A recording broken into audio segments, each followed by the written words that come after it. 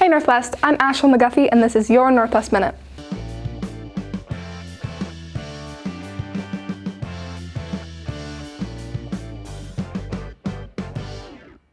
Congratulations to the Northwest Rankin Show Choirs on an outstanding showing in their first weekend of competition. Last Saturday, the Allure and the Ambassadors competed in the Jackson Prep Show Choir Masters.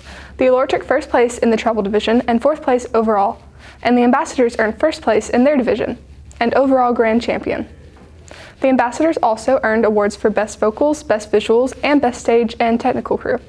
Several individuals also received Outstanding Performer Awards and placed in the solo competition. They'll compete again this weekend at the Jackson Academy Show Choir Invitational. Attention 9th and 10th graders, applications are open for next year's CTE programs at Hines Community College VoTech.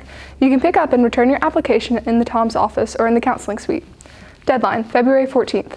No late applications will be accepted, so don't miss out. The school newspaper, the Northwestern, is looking for student submissions, stories, poems, artwork, you name it. Share your creativity with the whole school. Submissions must be sent through the Google form, scan the QR code, which you can access using your school email. Remember, all content must follow school guidelines. Don't wait to submit your work. On Saturday, 3 of the Northwest's own will compete for the title of Rankin County's Distinguished Young Woman. Katie Sasser, Marley Tucker, and Isabel Smith will compete in the scholarship program that will be held at the Brandon Civic Center at 6 p.m. Tickets are $10 at the door. And finally, pre-registration begins for current 11th graders next week. Be sure you have in mind what you want to take and need to take next year, so you know what questions you need to ask your counselor when you get there. The Northwest Minute is news for the student, by the student. I'm Ashley McGuffey, and thanks for watching.